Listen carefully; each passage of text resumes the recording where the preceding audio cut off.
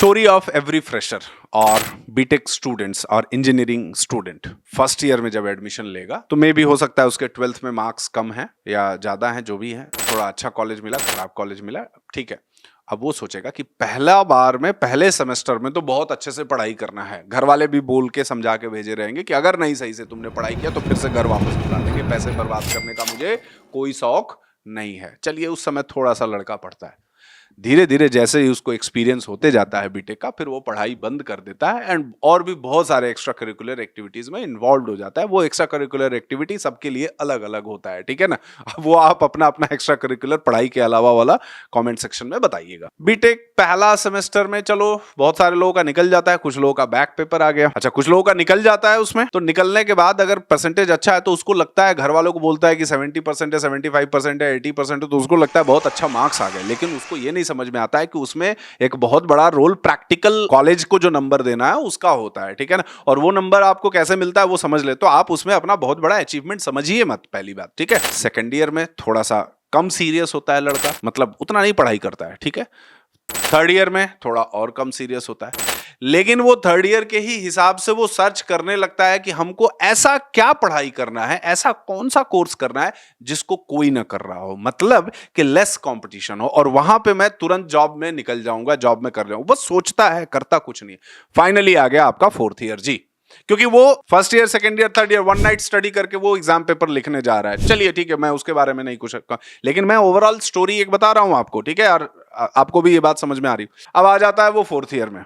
Fourth year में क्या करना है? अब फोर्थ ईयर में उसे समर ट्रेनिंग करना है, मे बी इंटर्नशिप करना है या ये करना है।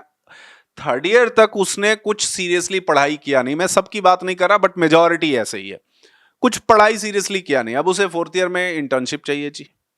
वो 10 लोगों को, अपने जान पहचान रिलेटिव्स को फोन करेगा कि कहीं इंटर्नशिप दिला दो, कुछ दिला दो, ये कर दो, वो कर दो। लेकिन जैसे ही उससे आप पूछिए कि भाई तुम्हें आता क्या है, what is your skill set, so that basis of that you will get that internship, वो बोलता नहीं, इंटर्नशिप के लिए स्किल सेट की, वो मानने को ही नहीं तैयार होता है, समझने को ही नहीं तैयार होता है कि अगर पढ़ाई कुछ है, कुछ आता है तो इंटर्नशिप है। इंटर्नशिप बेसिकली क्या होता है? इंटर्नशिप का मतलब है कि आपने कुछ सीख रखा है, कंपनी, किसी कंपनी के पास उस पर्टिकुलर टेक्नोलॉजी पे कोई काम है, तो वो आपको अपने प्रोजेक्ट्स के अंदर इन्वॉल्व कर लेगी and then you will contribute something, ठीक है। ऐसा कितने लोगों के साथ है आप बताना, ठीक है। और जितने लोग ऐसा ऐसा कर पाते हैं उनको इंटर्नशिप मिल भी जाता है, ठीक है। अब बात करते हैं ट्रेनिंग। उसको समर ट्रेनिंग के नाम पे 45 डेज के अंदर उसको सब कुछ पढ़ लेना है, कोर जावा, एडवांस जावा, मर्न, मीन, एवरीथिंग, उसको सारा कुछ एकदम हो जाना चाहिए। अच्छा, ऐसा क्या होता है कि वो जल्दी जल्दी कुछ कुछ ऊपर ऊपर की चीजें पढ़ लेता है या कर लेता है, क्या करता है, एक सर्टिफिकेट मिल गया समर ट्रेनिंग इंटर्नशिप का, वो हैप्पी हो जाता है। उसमें एक और नया चीज है कि डेटा स्ट्रक्चर और एल्गोरिथम कर लीजिए। वो वही बेसिक बेसिक चीजें पढ़ के उसको लगता है कि हम बहुत कुछ ऐसा अचीव कर लिए हैं। अब फाइनली आता है जॉब का बात। कैंपस प्लेसमेंट्स में कितने सिलेक्शन हुए डिपेंड्स ऑन द कॉलेज, कि कौन से कॉलेज से हो आप, उस वहां पे कैंपस प्लेसमेंट के लिए कितनी कंपनियां आ रही हैं, नहीं आ रही हैं। अब जैसे ही कॉलेज के बाहर आते हो, आपका मतलब बीटेक कंप्लीट हो गया और आपने आता जाता कुछ नहीं है बहुत ज्यादा, ठीक है, और आप ये चीज मानने को भी नहीं तैयार होते हो कि आपको आता जाता कुछ नहीं, that is the very dangerous thing, ठीक है। अगर आप ये मान लेते हो कि नहीं नहीं, हमने जो पढ़ा है उतना नहीं पढ़ा है, या थोड़ा कम पढ़ा है, या इन डेप्थ नहीं पढ़ा है, दोबारा पढ़ते हैं, तब तो आपका लाइफ मतलब एक आध साल के अंदर ट्रैक पे आ जाती है। लेकिन जब आप मानते नहीं हो, एक्सेप्ट ही नहीं करते हो कि आपने कुछ नहीं आता है, आपका मॉक लेने को बोल दिया जाता है तो आप मॉक देने को तैयार नहीं होते हो, और जब आपका मॉक लिया जाए, आपको बताया जाता है आपको ये चीजें नहीं आ रही हैं, इस पे मेहनत करना पड़ेगा, पढ़ना पड़ेगा, तो वो बोलता है कि अभी हम रिवाइज करके नहीं आए थे, हम मतलब रिवाइज करेंगे तो हो जाएगा। ये रिवीजन्स कुछ कुछ लोगों के केस में सालों, 2-2 साल, 3-3 साल लग जाता है और उसका कभी रिवीजन ही नहीं होता है, और वो फिर फ्रस्ट्रेट होके या फिर कुछ इधर उधर तुरंत जॉब पाने की इच्छा में झूठ बोलता है फैमिली में। वहां से क्या करता है कि वो किसी कॉल सेंटर की जॉब में कर लिया, कोई यूएस रिक्रूटमेंट के जॉब में कर लिया, चलो 20-25 हजार रुपए उसको आने लगते हैं वहां से, एंड देन वो अपना कहानी शुरू कर देता है।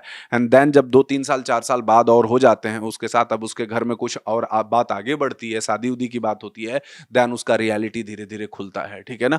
तो ये एक बीटेक लड़के का मैं देख रहा हूं जो मेजॉरिटी केसेस में ये एक ट्रैप में वो बदते जा रहा है। और अगर मेरी बात आपको सही लग रही है तो देन एंड देयर जहां पे भी हो, आप सोचिए, एफर्ट डालने का सोचिए, एकदम दम लगा के पढ़ने का सोचिए, ठीक है ना।